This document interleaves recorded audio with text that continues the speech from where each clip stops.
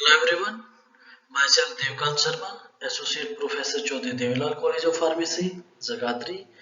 Today our topic of discussion is quality control test for closures and secondary packaging materials. Now firstly we will discuss quality control test for closures. There are 8 tests which are performed for the quality control of closures. First is sterility test, second is fragmentation test, third is self-sealability test, fourth is pH of aqueous extract, fifth is light absorption test, sixth is reducing substance test, next is seventh residue on evaporation test, and last is penetrability test. Now we will discuss one by one these. First of all, we have to prepare a sample solution before starting any test. Any one test of these 8 tests, we have to prepare a sample solution which will be used in many tests. Then first step for the preparation of sample solution is wash the closures in 0.2% weight by volume of anionic surfactant for 5 minutes. 5 minute तक हम closures को wash करेंगे किसमें 0.2% weight by volume of anionic surfactant में। उसके बाद फिर 5 times distil water के साथ इन क्लोजर्स को रिंस करेंगे और फिर इनमें 200 ml वाटर को ऐड करेंगे। फिर इसके बाद उसकी ऑटोक्लेविंग करेंगे और इसको एल्यूमिनियम फॉइल से कवर करेंगे। Then this solution is allowed to cool and separate the solution from closure. Solution को क्लोजर से सेपरेट कर लेंगे। तो ये जो सॉल्यूशन अपने पास आता है this is known as sample solution used for quality control test of closures. Now first test is sterility test. Closures are subjected to sterilization by autoclaving at 64 to 66 degrees Celsius and at a pressure of 0.7 kilopascal. Further testing is carried out by using culture media. Closures की sterilization हम bye autoclaving करते हैं जिसमें pressure रखते हैं 0.7 kilo pascal और temperature होता है 64 टू 66 डिग्री सेल्सियस। उसके बाद कल्चर मीडिया से टेस्टिंग की जाती है। अगर उसमें कल्चर मीडिया बनाने के बाद अगर उसमें माइक्रो ऑर्गेनिज्म की ग्रोथ हो जाती है then it does not pass the sterility test, और अगर वहाँ पे कोई माइक्रो ऑर्गेनिज्म की ग्रोथ या कॉलोनीज डेवलप नहीं होती तो स्टरलिटी टेस्ट को पास कर देते हैं। Next is fragmentation test. इस टेस्ट के लिए we take 12 clean vials with closures and fill 4 ml of water in these 12 clean vials and place the closure on them. उसके बाद इनको 16 आवर्स के लिए स्टैंड बाई पे रख देते हैं। उसके बाद हाइपोडर्मिक नीडल को इंजेक्ट किया जाता है इन वायल्स के अंदर। 1 ml वाटर उसमें ऐड करते हैं और 1 ml एयर को उसमें से रिमूव करते हैं और इस प्रोसेस को हम 4 टाइम्स रिपीट करते हैं with new needle each time. After that pass the water present in the vial through a filter with pore size of 0.5 micron. उसके बाद वायल्स के जो वाटर है उसको हम फिल्टर करते हैं और फिल्टर जो फिल्टर यूज करते हैं उसका पोर साइज होता है 0.5 micrometers. Number of fragments of closures retained should be as per the limits. उस फिल्टर के ऊपर जो फ्रेगमेंट्स क्लोजर के फ्रेगमेंट्स रिटेन करते हैं उनकी क्वांटिटी या उनकी क्वांटिटी लिमिट्स में रहनी चाहिए और इस टेस्ट के लिए लिमिट्स दी गई है in this slide. Number of fragments not more then 10 in case of butyl rubber. Butyl rubber use की जाती है मैक्सली क्लोजर्स के लिए और उनके नंबर ऑफ फ्रेगमेंट कितने होने चाहिए, not more then 10। Next is self-sealability test. For this test, fill 10 vials with nominal volume of water and place the closure. हाँ, इसके लिए हम 10 vials लेते हैं, उनमें वाटर को फिल किया जाता है और क्लोजर को प्लेस करते हैं। फिर हाइपोडर्मिक नीडल की हेल्प से इन वाइल्स के क्लोजर को पियर्स करते हैं 10 times.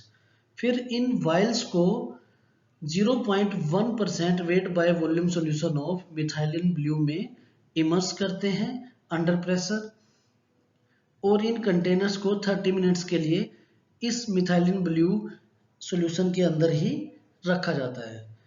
After that we wash the vials and none of the vials should contain trace of colour solution.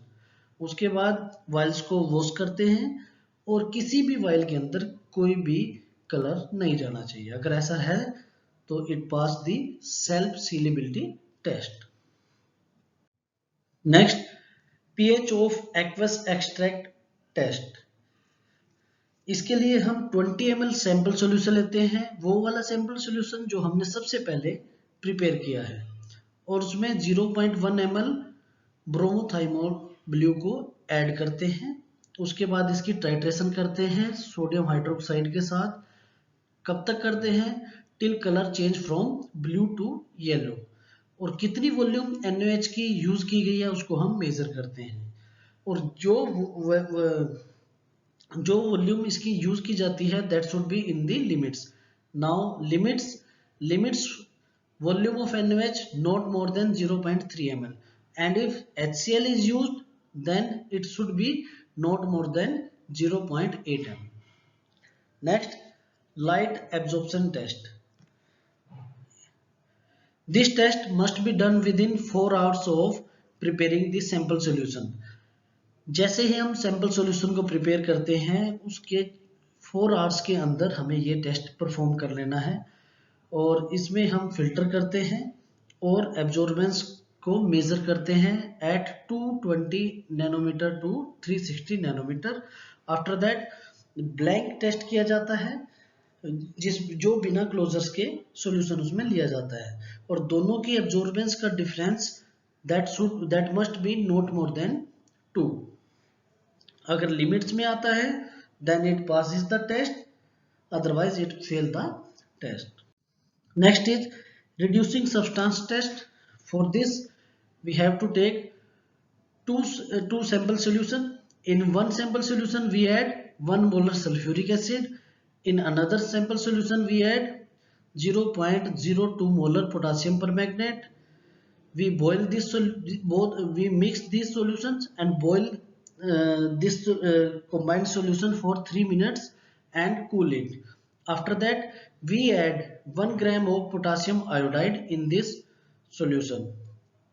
After that we treat the solution with sodium thiosulfate using starch solution as an indicator. उसकी हम titration करते हैं using starch solution as an indicator. Blank titration is done.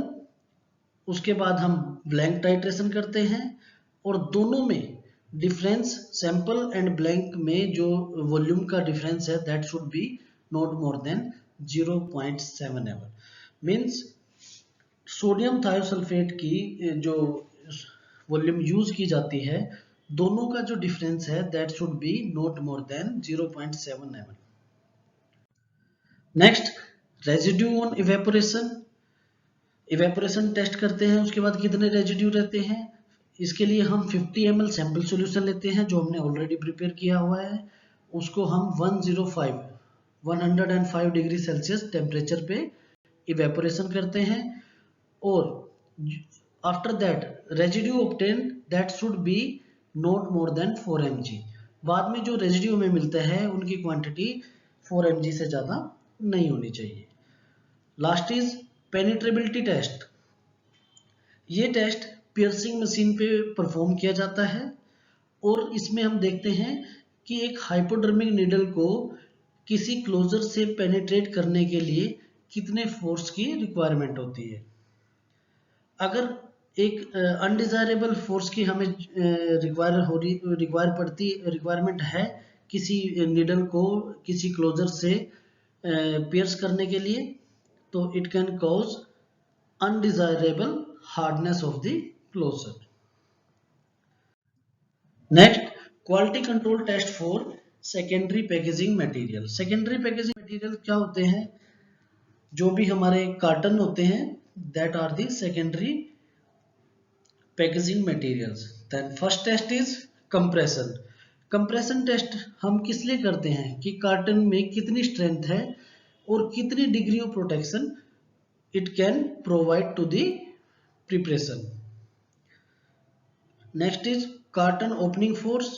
Carton opening force means जैसे ही हम किसी carton को open करते हैं तो ओपन करने के बाद इटसेल्फ उसको दोबारा अपनी ओरिजिनल शेप में आ जाना चाहिए without any unreasonable force. And if the carton does not spring open and buckles in on itself it may cause problem on cartoning machine। अगर किसी कार्टन में ऐसा नहीं होता, वो अपनी ओरिजिनल शेप में खुद से नहीं आ पाता, तो कार्टनिंग मशीन में उसको यूज करने के दौरान कोई ना कोई प्रॉब्लम आती है। Next, quality control test for paper and board. Paper and boards are also used as a packing material. Now test conditions. These tests are performed at the conditions. Now firstly temperature condition is 23 degree Celsius plus minus 1 degree Celsius. Temperature में 23 degree Celsius या तो 24 हो सकता है या 22 हो सकता है। Relative humidity plus minus 50 plus minus 2%। Now name of the test and description. First is moisture content. Under these conditions temperature and relative humidity moisture content is calculated for the paper and board and that should be in the limits.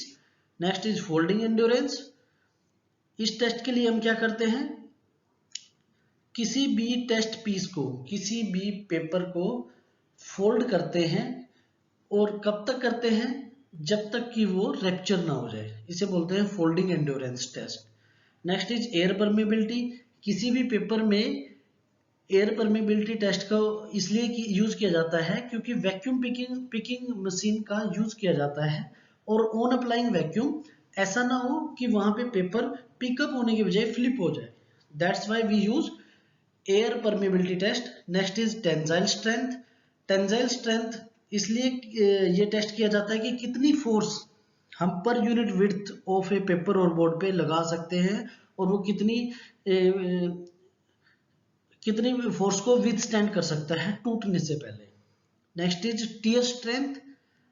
किसी भी paper को single cut से tier करने के लिए कितने force की requirement है वो हम टियर स्ट्रेंथ फोर्स से टेस्ट से करते हैं। Next is stiffness. Stiffness is degree of resistance offered by the paper or board when it is bend. जब हम किसी पेपर या बोर्ड को बेंड करते हैं वो कितनी रेजिस्टेंस करता है, कितनी डिग्री ऑफ रेजिस्टेंस करता है during bend. Next is burst resistance.